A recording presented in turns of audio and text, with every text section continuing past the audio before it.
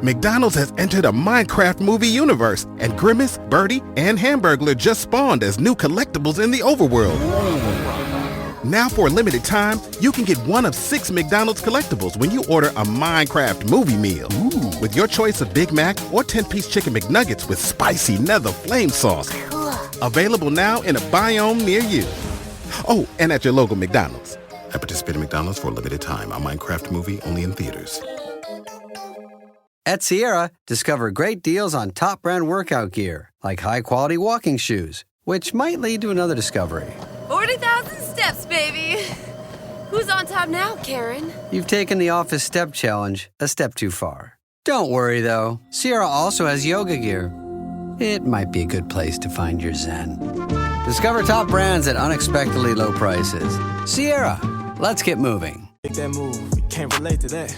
I roll the dice, shit, if I lose, I'm gonna be shaking back. Cause lessons learned within the loss just elevate the fact that trial and error just the only way. Ain't no escaping that.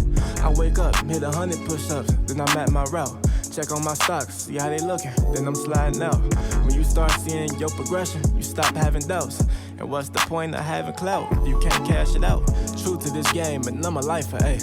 Feel like we finna change the cycle, ayy. That's the most success, you know we thriving, ayy. That's the most depression for our rivals, ayy. Could teach a lesson on survival, ayy. You know I'm from the bottom. My pocket. What up with it, my wealthy people? It is your boy, David Ballard, one of the founders of the Black Wealth Renaissance. Still my brother from another for a virtual pod. What's good with you, killer? What's up, my brother? How you doing, man? I don't think we haven't done a virtual pod in a very long time. Especially one where we weren't in the same room. So it's definitely a nostalgic feeling, but I'm ready to rock and roll and get this thing started, man. Exactly, bro. Like it's been a minute since we've done these, but you know, we talked to y'all guys about it before. We're working on continuing to get this content out here. We're in different cities, but we don't want to let that be an excuse because the people need this fresher content, and that's what we're here for. That's what PWR is here to deliver. So as always, y'all know we got another great episode planned for y'all with a phenomenal guest. Before I get into introducing the guest, y'all make sure y'all do us a favor. Leave us that 5-star rating and review. It helps us grow the show and continue to get the message out there. As always, y'all know we got a great guest for y'all today. Another story that touches our heart. This woman has an impactful story, a powerful one, and you know she's from the boot, baby. So you know hey, man, I'm just saying the boot been showing out lately, dog. Louisiana has been going crazy. Trying to tell you, yeah. And she's doing some phenomenal work in the restaurant industry. She's done some great things. Was able to take basically nothing. She came from nothing, guys. The mother, multiple children, raising the kids, and down to her last $5. And she turned this into an 8-figure enterprise, y'all. Selling cupcakes at that. That's one of the big. Yeah, that is the craziest thing to me, guys. So she's done that. She's an author, mother, as I mentioned. We have none other than Miss Mignon Francois. Mignon, thank you so much. Welcome to the show.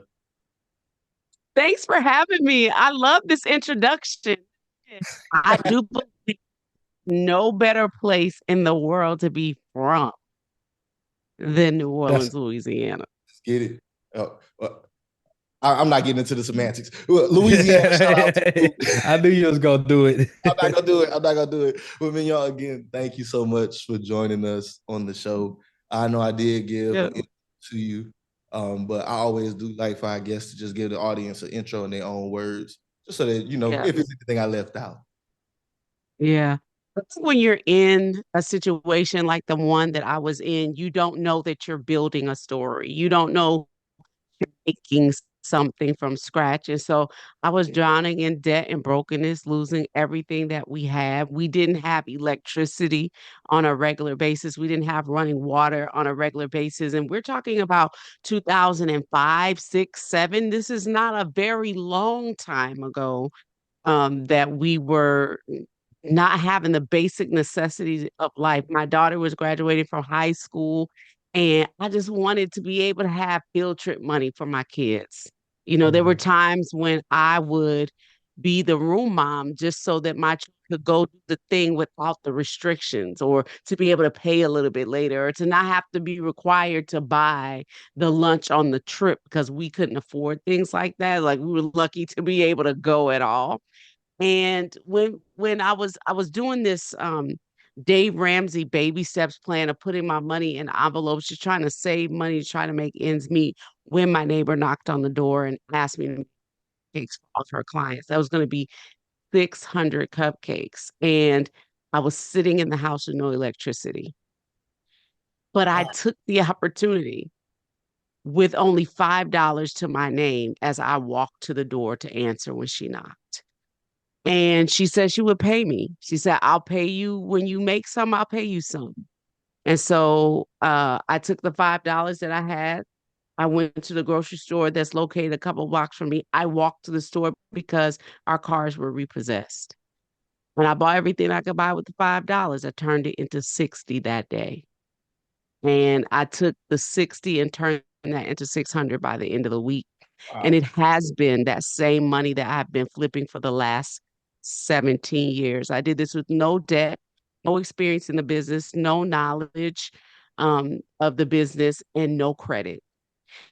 I am telling this story because I want other people to know what they can do if they believe. If I can do it, it's an indication that you can do it too. Why? Because God is not a respecter of persons. When you see somebody else having it, living it, doing it, be it, it's an indication that you can have it, live it, do it, be it.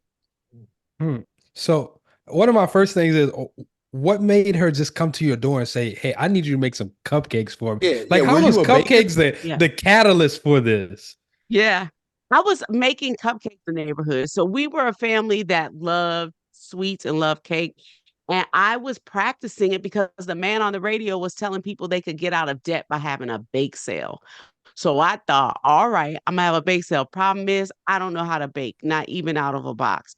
But I have these two daughters who are awesome in the kitchen. And I think maybe I'll just whatever they can make at home at night when they come home from school, and then I'll sell it in the daytime. Well, after they got the idea, my oldest daughter let me know, Mom, I'm not really interested in your little bakery idea, your little bakery.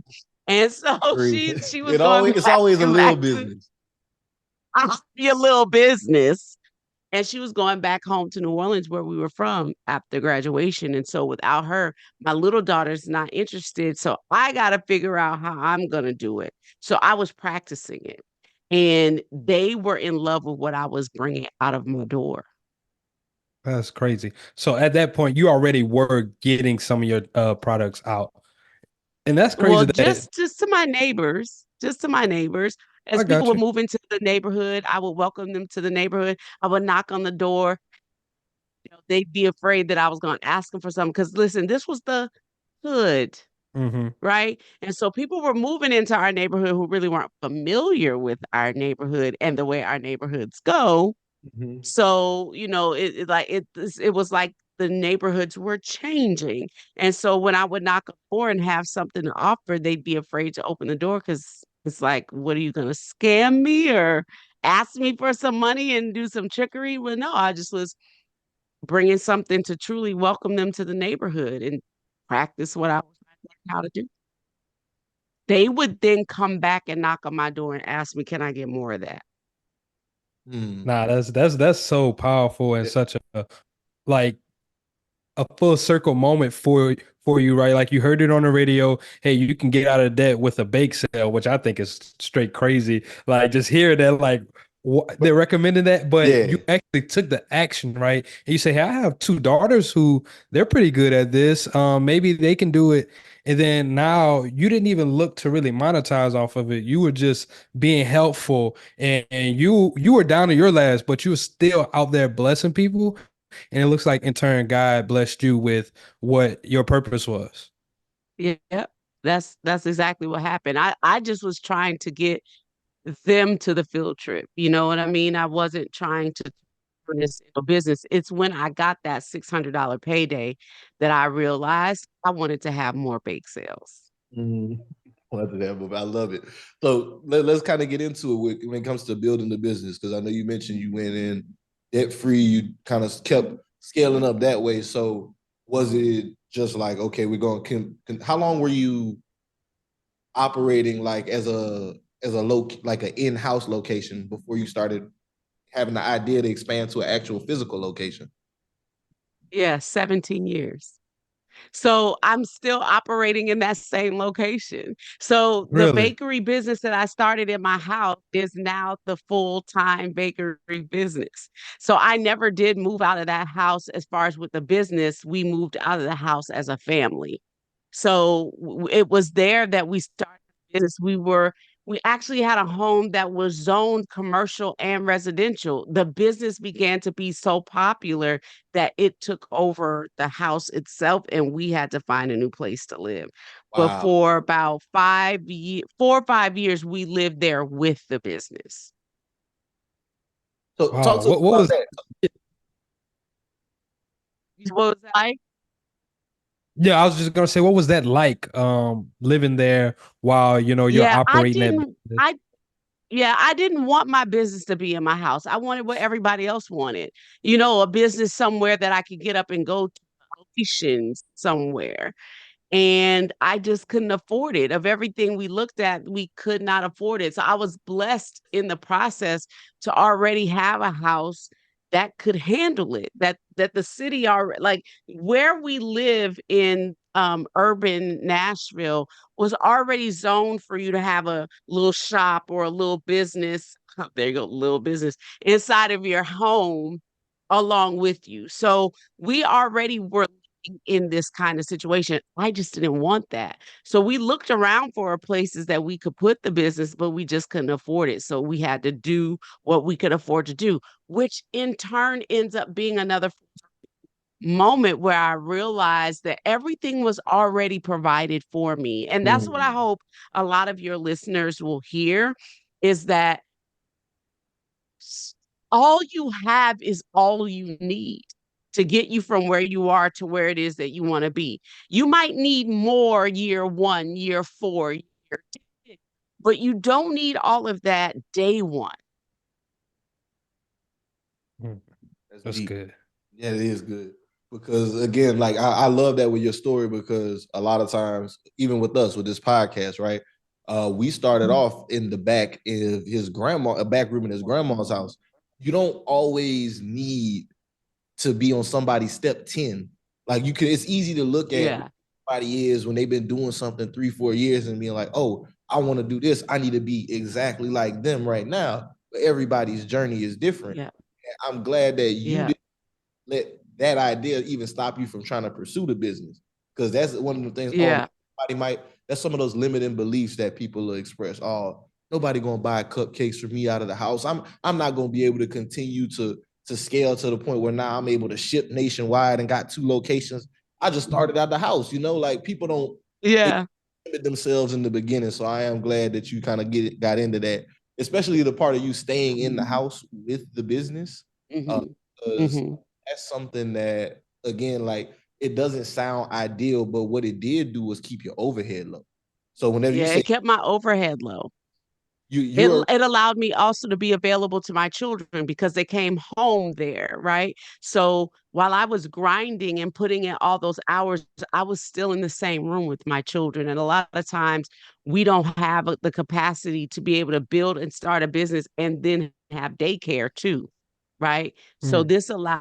this afforded me the opportunity to be home with my children as well as make money. And it gave an after school job to be able to do. My children worked at the Cupcake Collection.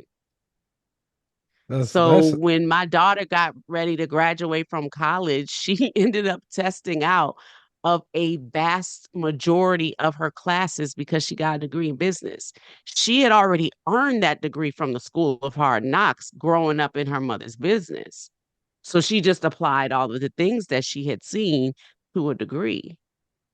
Hmm. And that's kind of where I kind of wanted to go with. When did you start to say, okay, I'm actually going to build the business? When did you start your structure? When did you say this is something I can legitimately do? I know you had that $600, payday, but when did you start to really say, I'm going to hone in on this? Yeah. I've always had a mind for business. I've always known how to start and build business.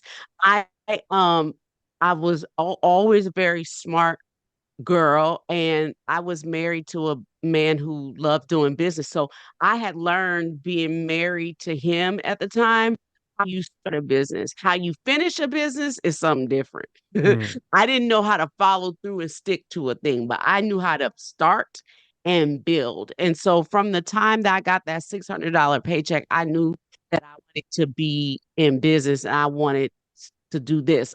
It was one bowl, one spoon, a KitchenAid mixer at a time. And this goes back to what I said to you a few minutes ago. What you need on year one is not what you need on day one. You will need those things one day, you won't need them day one. And so I thought that I would line my cabinets with KitchenAid mixers.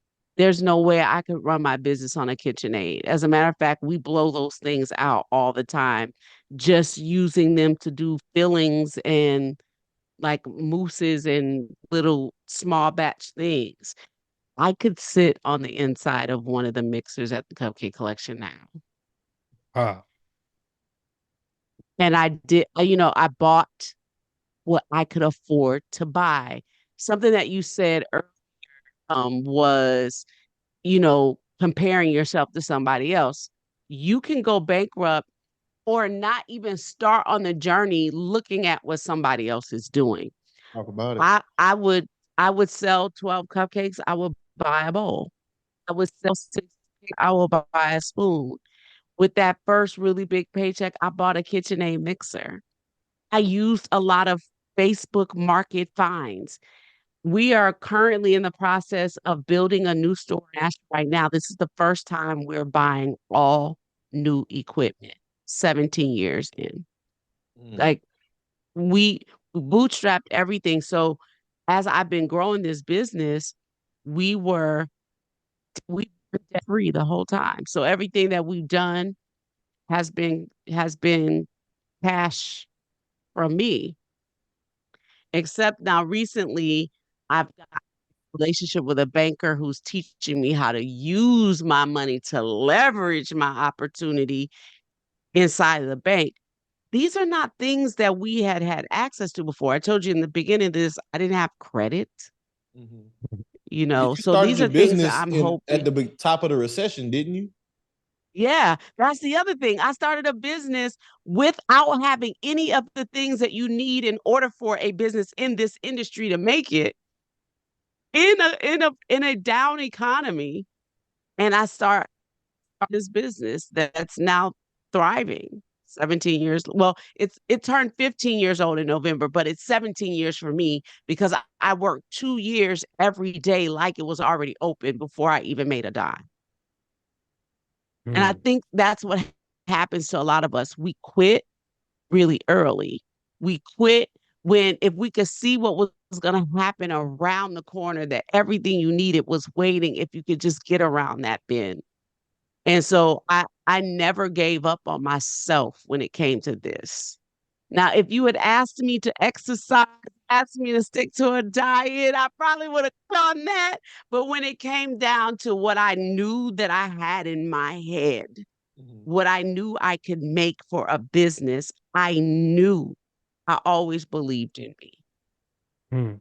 So, what was that one time whenever you were in the business where you just like saw a spike or you're like, we really got something? Was it a certain cupcake you released? Was it during a certain holiday season? Or you're just like, oh my God, like I can't believe Yeah, what's actually happening right now. yeah. There were so many times like that. One of my favorites was there was an earthquake in Haiti. And we don't operate our business on Saturday. We don't operate our business from Friday night to Saturday night from Friday night sunset to Saturday night sunset because was given to me by God. So that's the day that our family acknowledges a Sabbath rest. So even our business rests from its labor. So we look back to Genesis 1:1 and saw that God worked for 6 days and then rested one. So that's how we run our business too. And so there was a earthquake in Haiti and an opportunity to help other people. But the only way that I was really going to get a massive amount of people in the store would be on a Saturday when we weren't normally operating. So I went to all of my suppliers and said, listen, I really want to help the people in Haiti, and they can't buy anything that you have. I need you to donate this to me. So not only did they donate everything to me, they donated hot dogs and buns so we could have a cookout for all the people who were going to be waiting.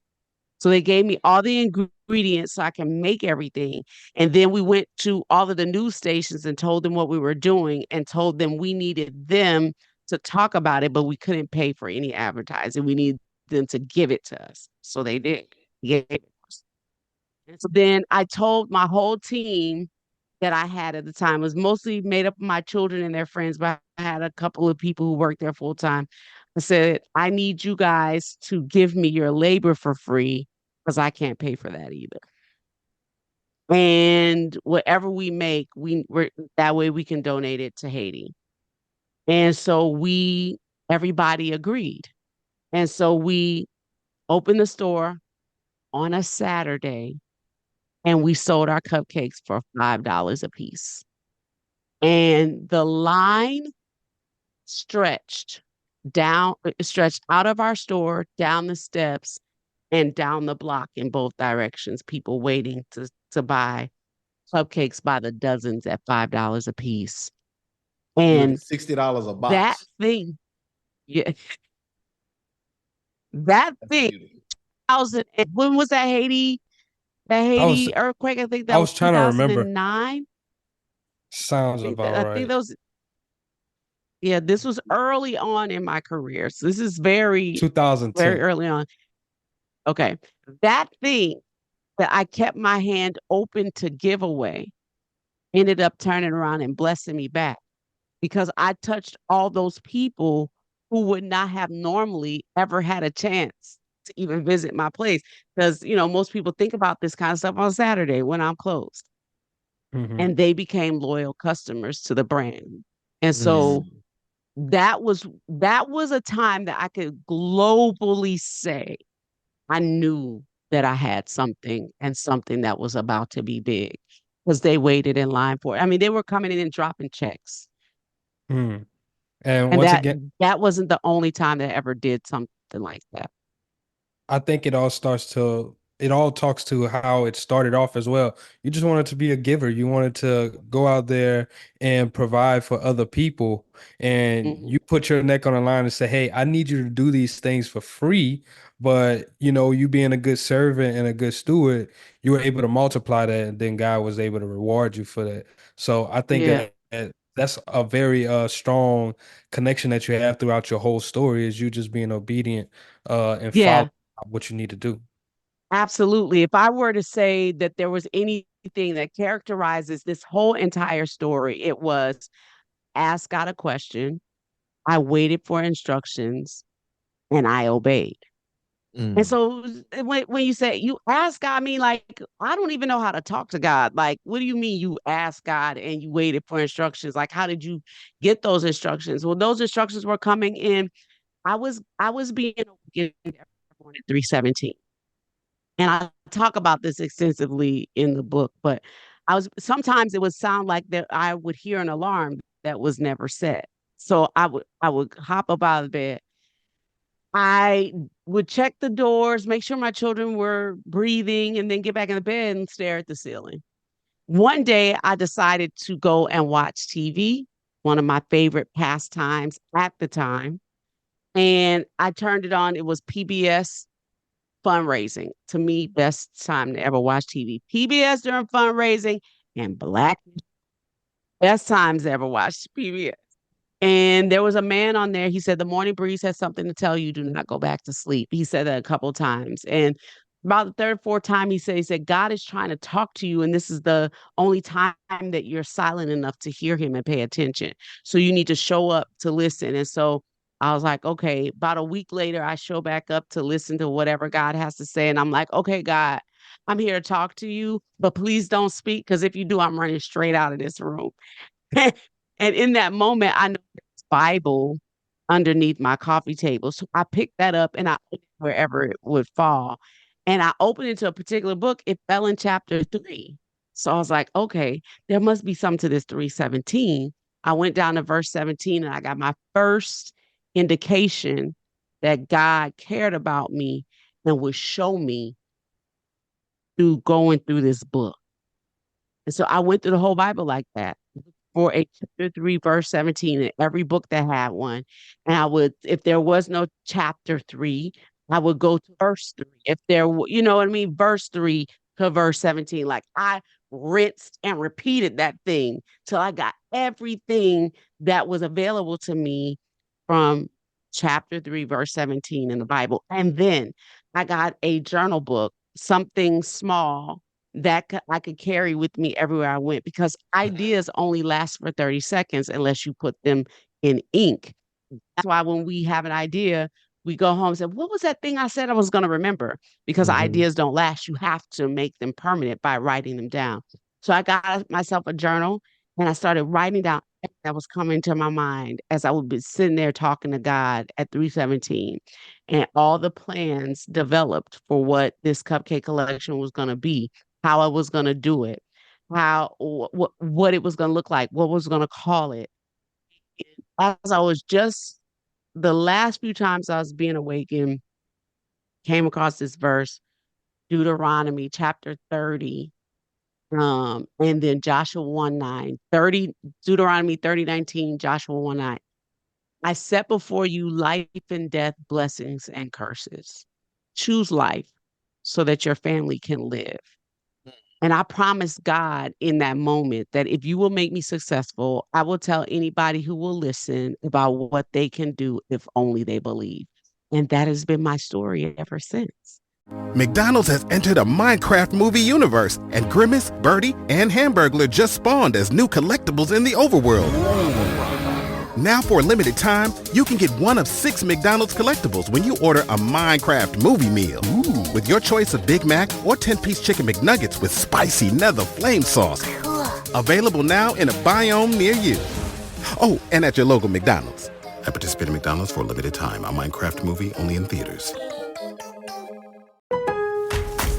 Springfest and Ego Days are here at Lowe's. Right now, get a free Select Ego 56-volt battery with purchase of a Select trimmer, blower, or mower kit.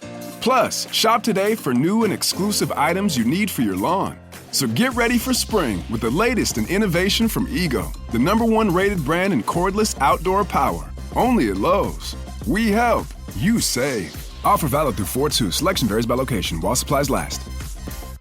I've been on this grind to tell other people, taking every opportunity to open my mouth about what I did and where I was at, so that I can continue to reap the benefits of this promise that God made to me, that everything you do, I will cause you to prosper. Wherever you touch your feet, I will give you ownership. And in exchange, I'm going out and I'm taking opportunities like this one with you all to tell others about what can happen if only they believe. You see me doing it is your indication that you can do it too. That's powerful. And what you got, Jalen? So I kind of want to ask you, like, so, you're getting all of these things from God and, you're being a good steward, but at the same time, while you're building this business, you still got debt. You still have kids you have to take care of, right? How are you managing to, build, but also pay your bills to where you can take care of your kids? Was it just like, God making a way out of no way? Is it like, was there times where you had to question your faith? You had to question your sanity? What were some of those things like? And at the same time of all those things that you just said, my husband of 21 years before divorce, I had been a stay-at-home mom. So it's like, how am I my life has been raising him and being your wife. Like, what am I supposed to do? So in the midst of all that, this happens to me too. And so the way that I did it was I used that same envelope system that I told you about in the beginning, where this Dave Ramsey babysit plan, where I was sticking cash that I could collect into envelopes and saving it in order to pay whatever bills I could pay. That's the way I also operated my business. As I would get in money, I would save it and I would take out a percentage of it and I would use a percentage of it for taxes. I would use a percentage of it to go buy more product. And so there's this book, How to Grow Your Small Business by Donald Miller. He has become a mentor and a friend of mine. He talks about the he talks about the necessity of doing it exactly that way, where you're taking your money and you're parting it out on a much bigger scale into 5 different bank accounts that you need: a bank account for operating expenses, a bank account for taxes, a bank account for payroll, a bank account for you as the owner of the business to be paid, a bank account for saving and for big purchases that you're going to make. So I was doing that, not knowing that this was a thing, sticking my money in different envelopes and saying, okay, I have enough money to go buy this much ingredients. And sometimes that I had to go to the store 2 or 3 times in a day while I went to get ingredients to get me through the first part, make some money so I can get to the next part of my day. Listen, I was a G with it. Was, grinding. This was not pretty. This was not pretty. This was not sexy entrepreneurship, right? This was just survival. But I'm so loving this story, especially like you sharing how important your faith is in it, and how that I even look at how what you were doing with the envelopes. That stewardship, good financial stewardship. Yeah. You gotta take whatever you have, no matter how little you have. Like that's something that I try to drill into anybody head. Like my little nephew, I'm trying to get it in his head now.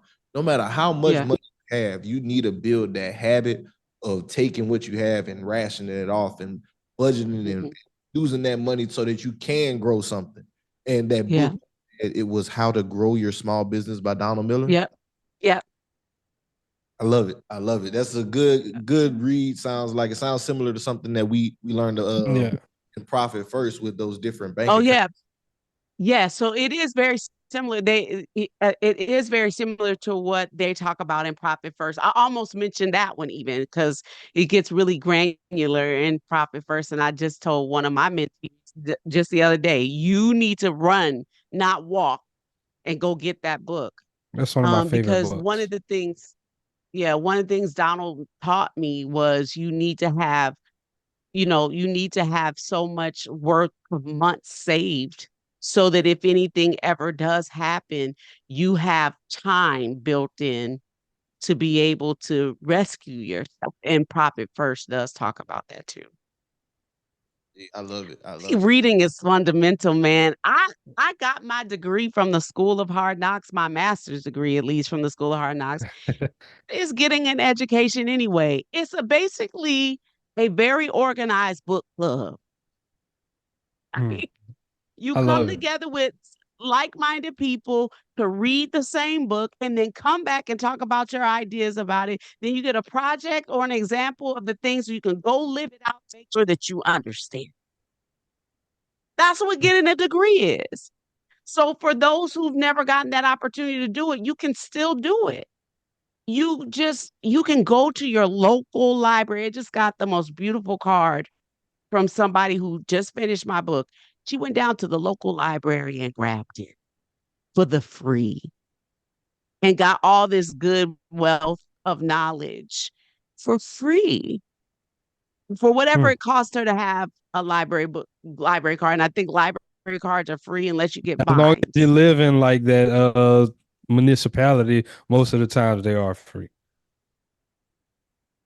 So, Like you said, So there's really no excuses. If you don't have to have everything figured out, you can go and get it figured out that way. And I love what you mentioned there as well.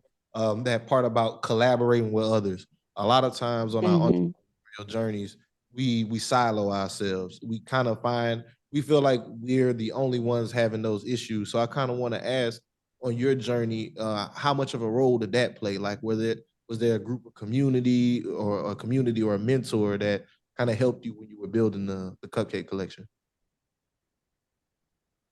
yeah. At first I was really alone by myself. I have, I have my family and my children.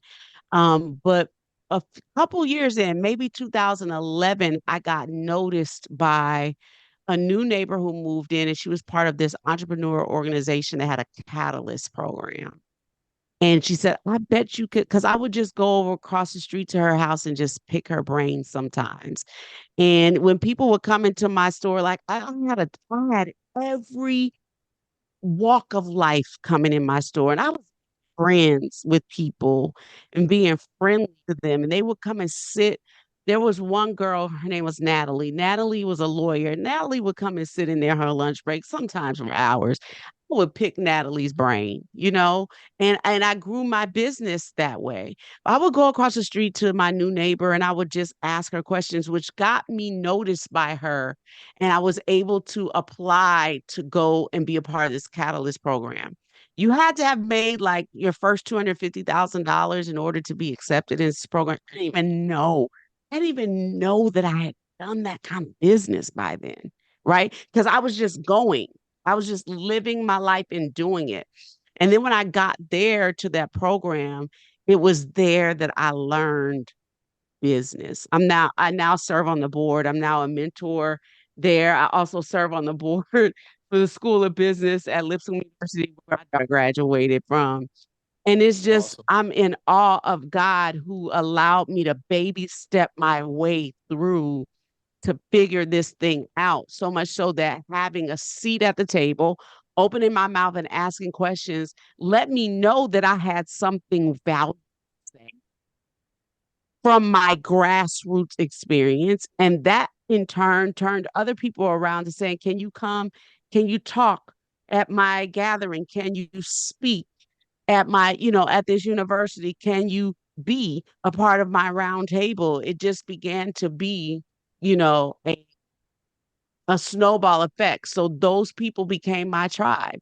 And the more I gave, the more I received. I would do these quick dating, when you sit at a table, you speed date. I would do these Mhm. speed mentoring sessions with the Nashville Business Journal, where I would mentor people who wanted to start their business. They would come back and say, that helped me so much, what you did, what you said, and they would want to come back and offer me something. So what I say is you keep your hand like this, you lose things. You have to give stuff away. As you keep your hand open, things fall out. But also, as you keep your hand open, it leaves room to receive back. And people who keep their hands clenched don't lose anything, but that's all they got. They can't Mhm. also receive anything. So that's how I built a community, by just offering, being willing to ask a stupid question because I was hungry, like literally hungry. And Mhm. I needed to feed my family. And what I learned is that closed mouths don't get fed and they don't feed either. And I wanted to be able to not be fed, but I wanted to feed other people. And so now that's given me an opportunity to feed community.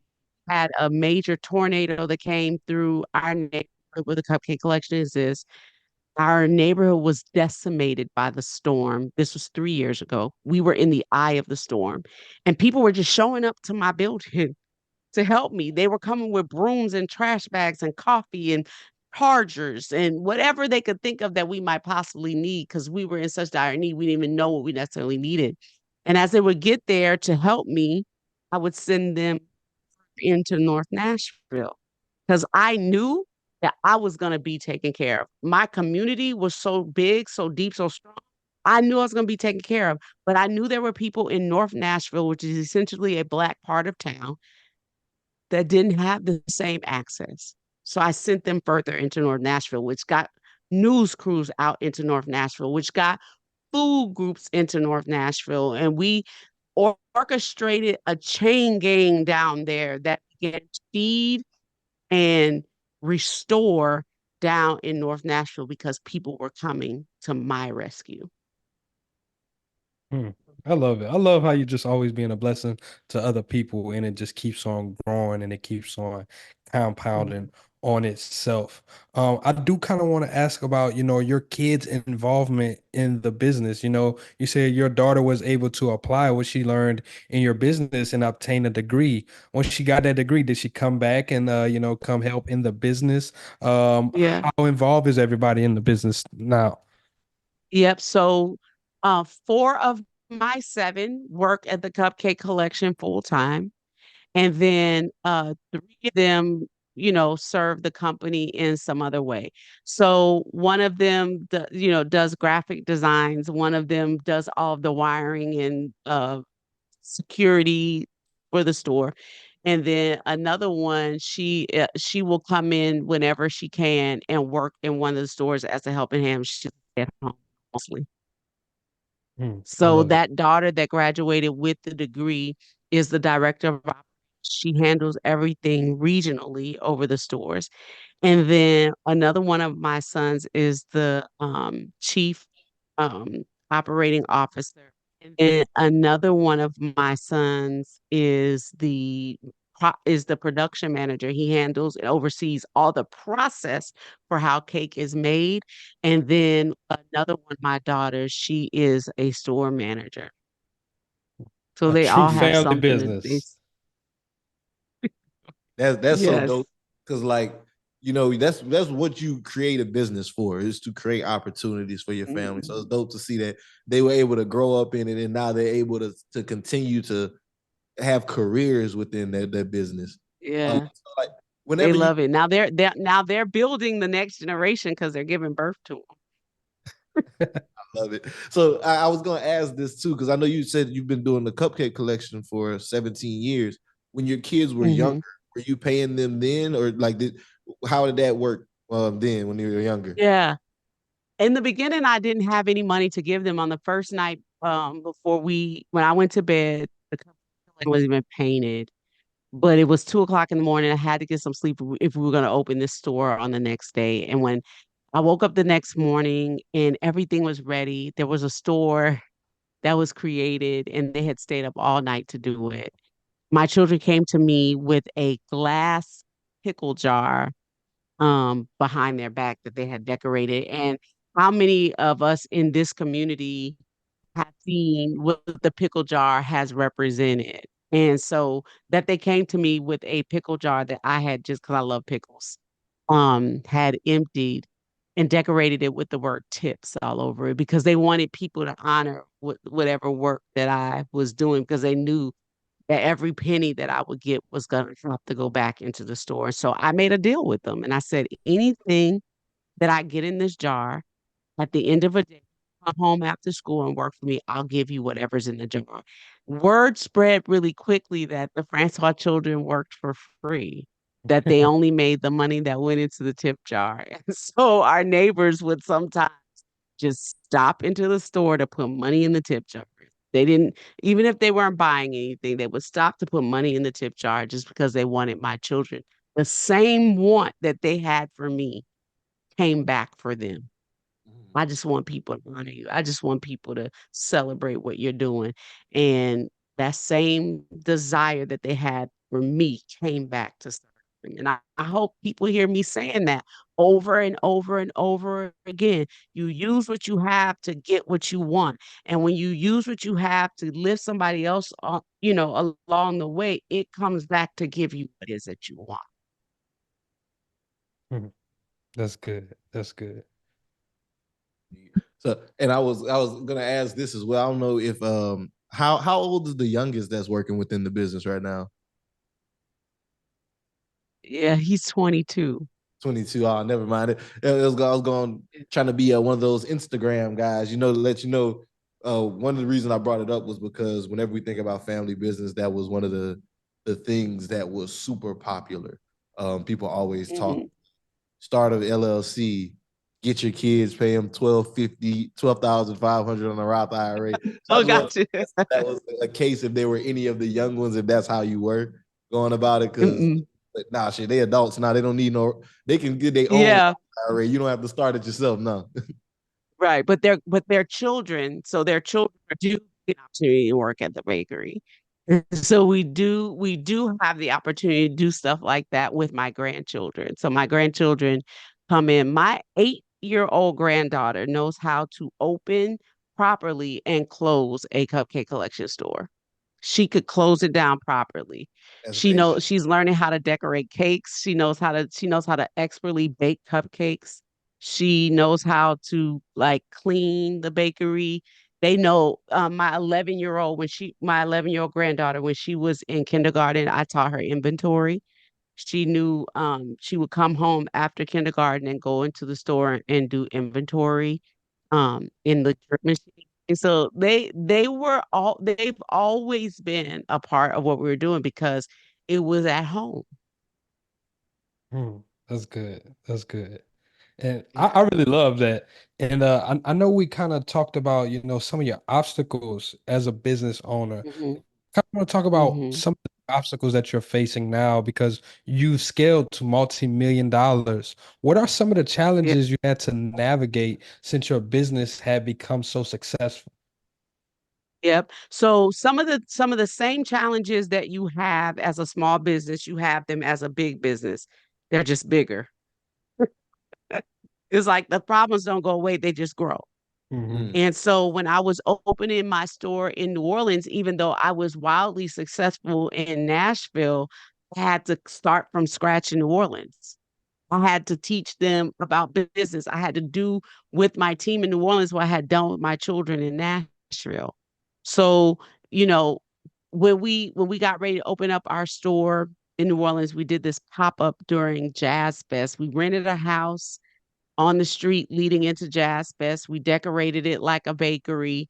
And, we had to get people to try to come in and buy. And so we had all these pop-up signs with price on them and stuff. And it quickly began to be, who is the Black girl selling cupcakes? And those were the seeds that we planted as we got ready to come into New Orleans by doing little pop-up shops. So the same things that we did to garner attention in Nashville were the things that we would have to do in order to open up New Orleans. It took me 2 years working every day like it was already open to get Nashville open. It took me 2 years to get New Orleans, up and operating. So just because you become successful doesn't mean that you're without some of the same challenges. I got you.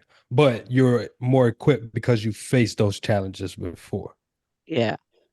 And because I believe there's a Bible verse, Mark 11:22 and 23. You can have whatever you say. Just believe and not doubt that you could tell this mountain to move from here to there and it would happen for you. And so there's something that that's become synonymous with me. Speak what you seek till you see what you have said. And so I believe in the power of life and death lying in my tongue. So I'm being positive about what I say that I want, no matter if I haven't seen it. My daughter called me.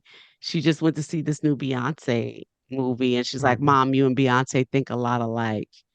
And it's just something about needing a lens that didn't exist. And I believe that if it's in my mind, that it can exist because everything I need to operate my life was created in the creation story thousands of years ago. There are no new plants that are showing up in the world. Everything we needed to create airplanes was put into the earth in the creation story. So it tells me that if I can think of it, it's got to be here somewhere. I just have to be fruitful and then multiply it. The spirit of innovation is deeply ingrained in America, and Google is helping Americans innovate in ways both big and small. The Department of Defense is working with Google to help secure America's digital defense systems, from establishing cloud-based zero-trust solutions to deploying the latest AI technology. This is a new era of American innovation. Find out more at g.co/American innovation. I was never really a runner. The way I see running is a gift, especially when you have stage 4 cancer. I'm Anne. I'm running the Boston Marathon, presented by Bank of America. I run for Dana-Farber Cancer Institute to give people like me a chance to thrive in life, even with cancer. Join Bank of America in helping Anne's cause. Give if you can at BofA.com/supportAnn. What would you like the power to do? References to charitable organizations is not an endorsement by Bank of America Corporation. Copyright 2025. That's a really good viewpoint to have on things. Like, sometimes I might not have it, but I can create it. And I know you just gave some really great examples, but I kind of think about like World War II and stuff like that. Like they had to create certain type of tanks and certain machinery to get certain things done. Like there's a special tank that they created to go through for minefields to get those things, out of there, but it reduced the amount of casualties and it looked crazy, but it got the job done, but they were able to create it from their mind. So I think that's a really, really good mindset to have is if you don't have it physically here, create it. Yeah. Yeah. They didn't have no new elements were created. Like a product was created, but no new elements were created in order to do the thing that they came up with in their mind. So everything that all you have, once again, all you have is all you need to get you from where you are to where you be. I love it. And then you said that speak what you seek till you see what you said. That's also a very powerful quote there because it's just like, goes back to that belief. If you genuinely believe it, if you know that this is what's for you, keep moving your feet forward. Like, don't just talk about it, be about it. I love that. And you're an embodiment of that. I get to see it through the works that you've done. So one of the last things I wanted to get into you, I wanted to ask you, so I see you spoke at the UOU Summit with Eric Thomas. Were you there? Yeah. No, I was not, unfortunately. Okay. You follow ET. ET's a great one. So I would love to just know how that experience was for you. Phenomenal. He always says, average skill, phenomenal will. And doing that UOU summit. So Eric Thomas wrote the foreword to my book, Made from Scratch. So when I finished the book, I picked up the phone. I said, Eric, I'm finished with the book. Will you write the foreword? He said, absolutely, no doubt. And so we sent him the book and he was so moved by it. He said, I need you to come to the summit. I need you to speak to these people and give them, just like let them taste your energy and see what they can do. And it was so powerful that I got invited to become a coach in the community. So I actually get up with them every morning at 5 a.m. And I'm in the community with them now, and I travel and get to speak with Eric. It was something that I said before it ever happened. So I wrote my obituary 3 years ago. I wrote, because I'm not gonna get to say what's gonna be said, at my funeral. So I just got wildly delusional about what was gonna happen in my life, what I was gonna accomplish with this one life that I have. And I wrote in the obituary that I was going to be a member of his team. I was going to travel the world with Eric Thomas. Wow. And here I am 3 years later, and I'm living that every day. And it's phenomenal, mostly because this is what I said, and this is what I get to see every day. He is the same. No matter what, he's the same. So you see him on stage, he's gonna be the exact same way in the street. He's just not gonna be talking as loud. He won't be talking as loud. But like no matter where he goes, people stop him in the street and he stops to talk to them. What he wants to know more than anything is, what's your name? What's your name? What do you do? What do you like? He's interested in knowing people. and he never gets tired. Never gets tired of it. And that's very inspiring. I love it. I love it. Definitely very dope. So, Mignon, you mentioned the book a few times as well, and I I want wanted to to get in talk that about as that as well. well. So, the book Made from Yeah. Scratch. Yeah. Can we get into it? Yeah. You got it right there. Yeah, there we go. I Made love from it. scratch. Yeah. I got it right. I don't know if you can see it because my thing is set to blur, Ye- but I don't know. Yeah, we could see it. Made from scratch. Finding success without a recipe.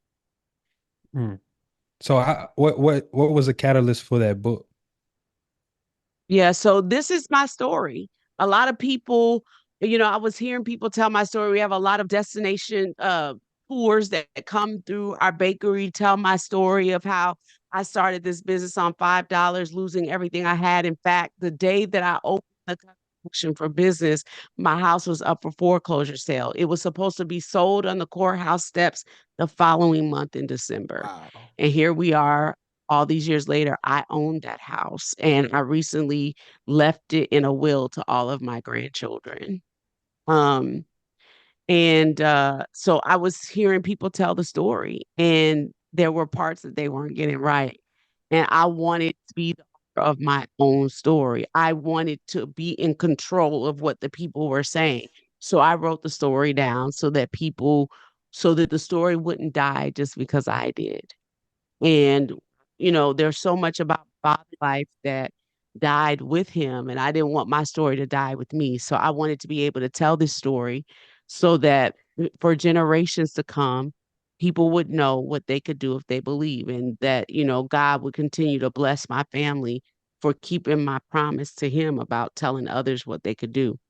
So I'm telling the story of how I built this business from scratch, not having a recipe, not knowing how to bake, not having any money, and how I get prescriptive in there about how I actually did it so that others would know how to do it too.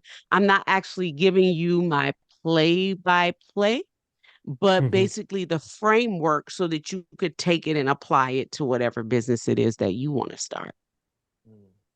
I love it. And where can they purchase the book? Yeah, so the book is available on Amazon or wherever books are sold online. Maybe at your local library. And at your local library. You know what I'm saying? They Hey, can that's also go big. to You get your book in your library. thecupcakecollection.com. That's They're major. available. They're also available on the cupcakecollection.com. I'm really proud of who we were able to publish our book with. We published with R.H. Boyd, two daughters, me and them, two Black women who are the descendants of enslaved people. Hers being a family that started the printing press just after it was illegal, when it was illegal for us to read. And then me, the descendants of enslaved people who worked on a sugarcane plantation. So I wanted to be able to tell this story of triumph and victory with the kind of roots that could be so bold as to do what her great grandfather did. I love it. I love to hear So I it. think it's not wasted on me. Like my goal is to be, you know, the my ancestors' wildest dreams made flesh, and to know that I'm building a legacy and growing wealth and bringing my family along in the business of sugar when only two generations before me, they were not allowed to have free enterprise in that same industry. My father was born on that sugarcane plantation. And that I am making a living and building wealth and leaving a legacy for my children in the same industry. I can't help but tell people this story. Wow, That's that's deep. impactful. Yeah, that's deep. So Man, Miss Mignon, I do kind of want to start pivoting into the last parts of the get into them podcast. last few rapid fire. Yeah. So one of the first things that we want About to do. these rapid Yeah. fire So questions. the first thing that we're gonna do is it's a new segment that we have on our show. It's called Standing on Business, right? And it is Stand on business. bought by our partners over at the PBS. That's PSBS, brother. sorry, the PSBS. That is she said PBS I know. whenever. I know. Yeah. The PSBS, the Private Small Business Society. And these, I'm pretty sure you are going to smoke these questions. I have no doubt in my mind. So we're going to do about 5 questions. The very first question that we're going to ask is, what is the purpose of a business plan? And I'm going to give you multiple choices. The first one is to guide the operational strategy of a business. That's A. B, to keep track of employee performance. C, to calculate the exact profit margin. Or D, to monitor social media trends. A. That's 1 for 1. Ding, ding, ding, ding, ding. David, I'll let you ask the next one. Okay, all right. So, question number 2 for Miss Mignon. Let's go here. So, which of the following best describes market segmentation? A, dividing a market into distinct groups of buyers with different needs. B, the process of setting prices for products. C, creating one marketing strategy for all customers. D, focusing on the most profitable customers. Ooh, this is hard. I'm actually just gonna say A again. I mean, I might have not gotten You're correct. No, you're got correct. it again. 2 for 2. You're doing the best so far. So I have the third question. Third question is, what does ROI stand for? Return on investment, which is A. B, range of entrants. C, role of internet. D, risks of instability. return on investment. That's 3 for 3 right 3 for there. 3. Okay. She's standing on business. That's all I'm saying. Standing on business, CEO of the Cupcake Y'all are Collection. making this super easy for me because y'all feel bad for me, right?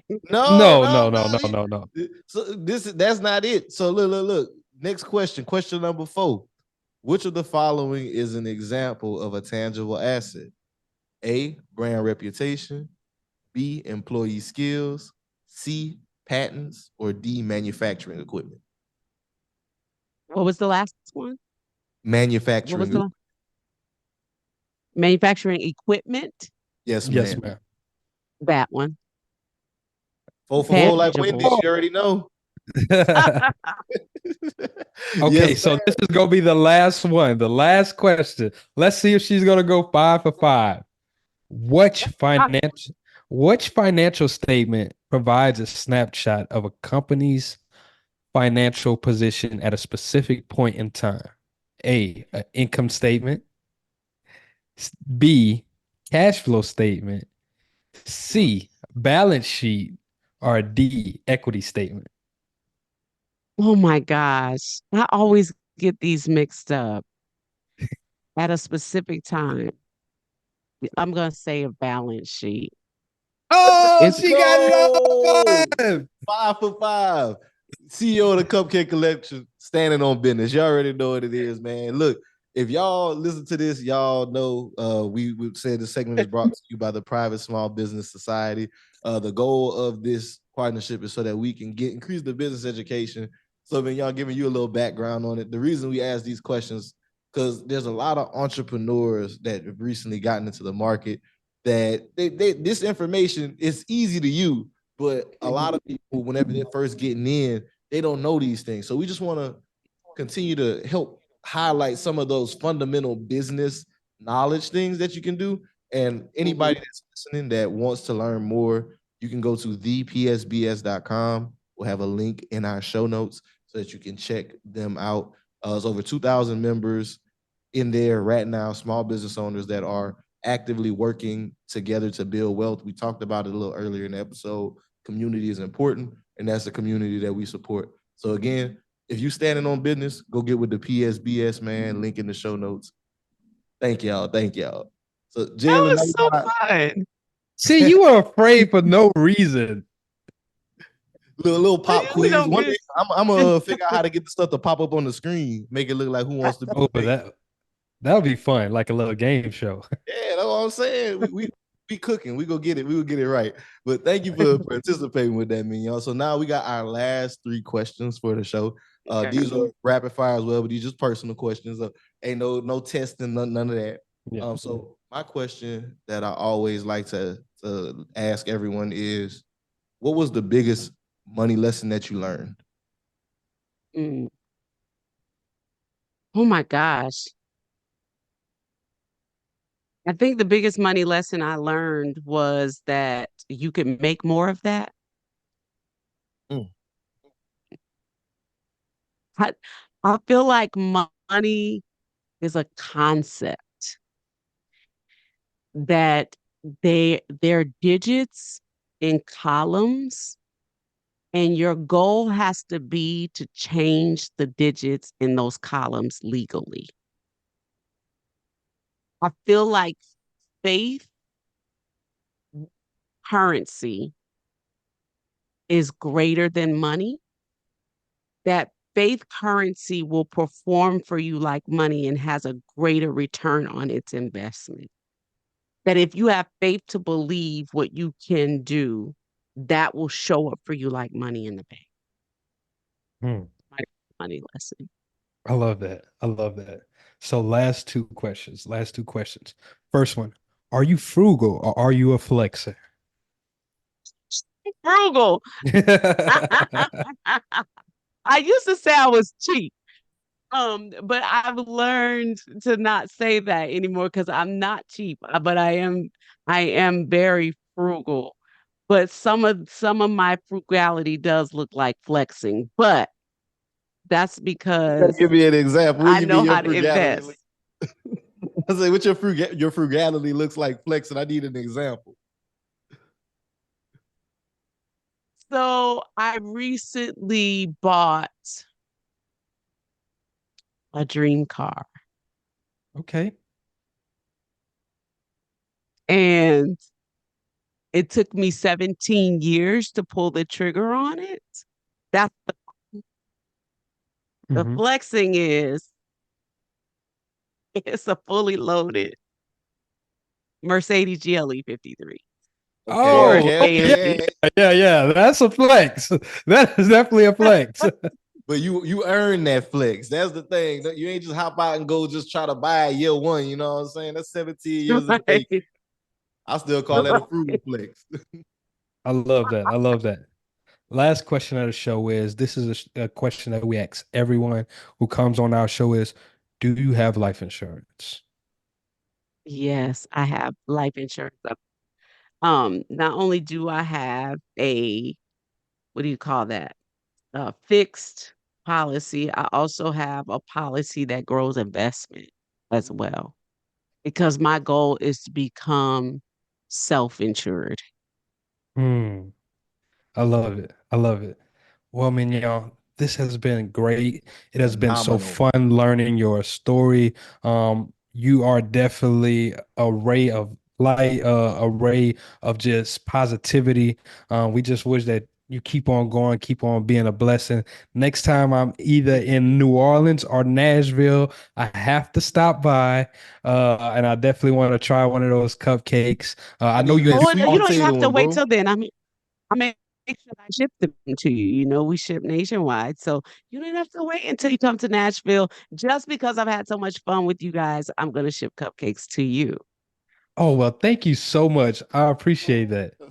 That's so sweet of you. And I see, like you said, the Cupcake Collection. We riding for you. I ain't been to Nashville, but I might go. I love Nashville.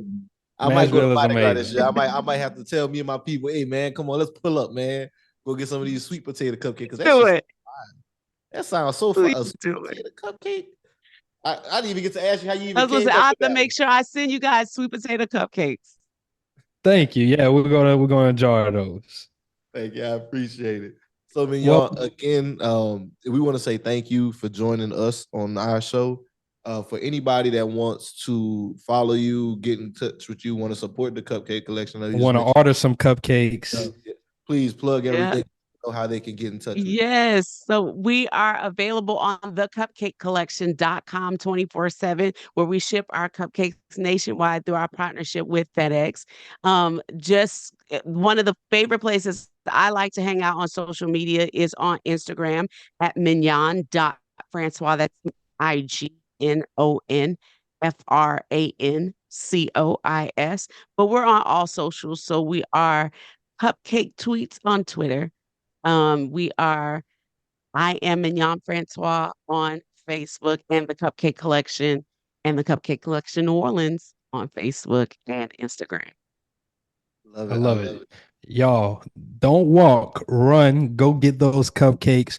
Also, make sure y'all get that book. Go check it out. Go to your library or go purchase it. We'll get into a few house cleaning items before we get up out of here. As always, if you guys enjoyed this episode, make sure y'all leave us that 5-star rating. 5-star. We would like to know, what did you like about it? Let us know what you didn't like about it. Let us know if this story was inspiring to you, or even if you picked up the book, you read it, and you thought great things about it. Let us know in the comments. If you're on YouTube, make sure you hit that notification bell and subscribe, please. Hit that like share button too. Family, yes, share this with a family member, a friend, somebody who you know that can be impacted. Maybe you might know a single mother who's going through something as well, and they can be impacted by this story. Or maybe it's a single father, but just someone who can get something from this story. Make sure you guys share that for them. And I know that this is going to be released in 2024. So happy New Year to everybody.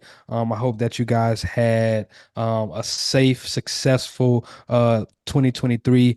Keep on tackling your goals. I hope that you guys set your plans forward for the next year, and know that anything that you can think of, you can create, you can achieve it. I would like for you to leave us with that quote one more time that you kept on giving us, Miss Mignon.